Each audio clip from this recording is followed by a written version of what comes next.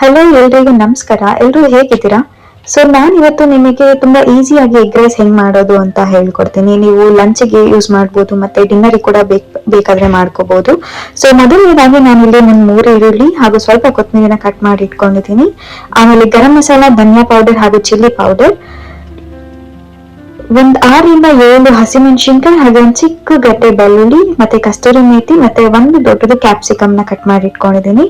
ಮೊದಲನೇದಾಗಿ ಒಂದು ಜಾರಿಗೆ ಇವಾಗ ನಾವು ಹಸಿಮೆಣಸಿನ್ಕಾಯಿ, ಬೆಳ್ಳುಳ್ಳಿ ಮತ್ತೆ ಒಂದ್ ಸ್ವಲ್ಪ ಶುಂಠಿನ 3 ಹಾಕಿ ರುಬ್ಬಿಟ್ಕೊಳ್ಳೋಣ. ಅದಾದ್ಮೇಲೆ ಈಗ ಒಂದು ಪ್ಯಾನ್ ಇಟ್ಕೊಂಡ್ಮೇಲೆ ಒಂದು 3 to 4 ಸ್ಪೂನ್ ಅಷ್ಟು ಅಡುಗೆ ಎಣ್ಣೆನ ಬಳಸ್ತಿದ್ದೀನಿ ಇಲ್ಲಿ. ಅಡುಗೆ ಎಣ್ಣೆ ಒಂದು ಸ್ವಲ್ಪ ಕಾದ್ಮೇಲೆ ನಾನು ಸಾಸಿವೆ ಹಾಕ್ತಾ ಇದ್ದೀನಿ. ಸಾಸಿವೆ ಹಾಕಿದ್ಮೇಲೆ ಅದು ಸಿಡಿಬೇಕು, ಚೆನ್ನಾಗಿ ಸಿಡಿದ್ರೆ ಚಟಪಟ ಅಂತ ಸಿಡಿಬೇಕು.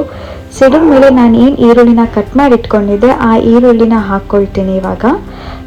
ಈರುಳ್ಳಿ ಸ್ವಲ್ಪ ಟ್ರಾನ್ಸ್ಪರೆಂಟ್ ಆಗೋವರೆಗೂ ಫ್ರೈ ಮಾಡ್ಕೊಳ್ಳೋಣ.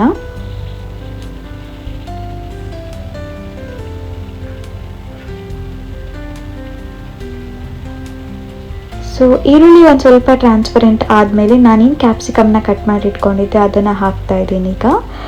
ಕ್ಯಾಪ್ಸಿಕಮ್ ಕಟ್ ಮಾಡಿದ್ದು ಹಾಕಿದ್ಮೇಲೆ ಒಂದು ಸ್ವಲ್ಪ ಕಸ್ತೂರಿ ಮೆಥಿ ಏನು ಇಟ್ಕೊಂಡಿದ್ದೆ ಅದನ್ನು ನೀವು ಸ್ವಲ್ಪ ಪುಡಿ ಹಾಗೆ ಉಜ್ಜಿ ಹಾಕಿದ್ರೆ ಚೆನ್ನಾಗಿರುತ್ತೆ ಇವಾಗಲೇ.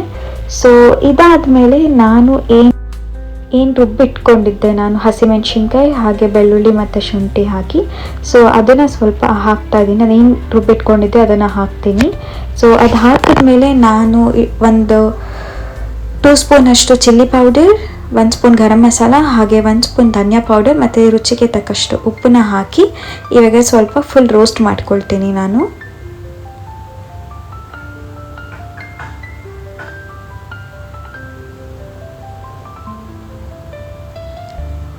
ಸ್ವಲ್ಪ ಅದು ಬೆಂದಮೇಲೆ ನಾನಿಲ್ಲಿ 6 ಮೊಟ್ಟೆನ ಒಡೆದು ಹಾಕ್ತೀನಿ. ನೀವು ಇದನ್ನು ತುಂಬ ಈಸಿಯಾಗಿ ಯಾವಾಗ ಬೇಕಿದ್ರೂ ಮಾಡ್ಕೋಬೋದು. ಬೆಳಗ್ಗೆ ಟಿಫನಿಗೆ ಮಾಡ್ಕೋಬೋದು, ಲಂಚಿಗೂ ಮಾಡ್ಕೋಬೋದು, ಡಿನ್ನರಿಗೂ ಮಾಡ್ಕೋಬೋದು. ತುಂಬ ಬೇಗನೆ ಆಗೋಗುತ್ತೆ ಇದು. ನಿಮಗೆ ತುಂಬ ಜಾಸ್ತಿ ಟೈಮ್ ಕೂಡ ತೊಗೊಳ್ಳಲ್ಲ, ಟೈಮ್ ಕೂಡ ಕನ್ಸ್ಯೂಮ್ ಆಗುತ್ತೆ ಇಲ್ಲಿ. ಎಲ್ಲ ಮೊಟ್ಟೆ ಒಡೆದು ಹಾಕಿದಾದ್ಮೇಲೆ ನಾನು ಅದನ್ನು ಕಲಿಸ್ಕೊತೀನಿ. ನೀವು ಇದನ್ನು ಕಲಿಸ್ಕೊತಾನೆ ಇರಬೇಕಾಗತ್ತೆ, ಬಿಕಾಸ್ ತಳ ಅಂಟುತ್ತೆ ಇದು. ನೀವು ಕಲಿಸ್ತಾನೆ ಇರಬೇಕು, ಅದು ಫುಲ್ ಪುಡಿ ಆಗೋವರೆಗೂ ನೀವು ಕಲಿಸ್ತಿರ್ಬೇಕು.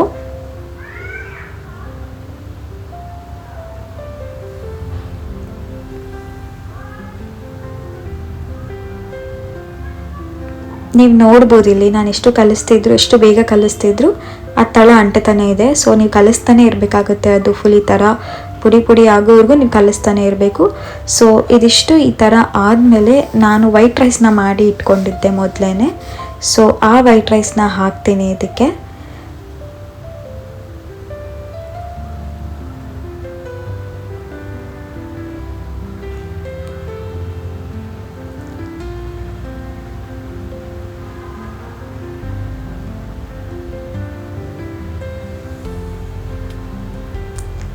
ವೈಟ್ ರೈಸ್ನ ಒಂದು ರೌಂಡ್ ಕಲಿಸ್ಕೊಳ್ಳಿ. ಒಂದು ರೌಂಡ್ ಕಲಿಸಿದಾದ್ಮೇಲೆ ಕೊತ್ತಂಬರಿ ಏನು ಕಟ್ ಮಾಡಿ ಇಟ್ಕೊಂಡಿದ್ವಿ ಅದನ್ನು ಫುಲ್ ಅದ್ರ ಮೇಲೆ ಉದುರಿಸೋಣ. ಅದಾದಮೇಲೆ ಒಂದು ಹಾಫ್ ನಿಂಬೆಹಣ್ಣನ್ನು ಹಿಂಡಿ ಫುಲ್ ಪೂರ್ತಿಯಾಗಿ ಕೆಳಗಿಂದ ನೀಟಾಗಿ ಕಲಿಸ್ಕೊಳ್ಳೋಣ ಇವಾಗ.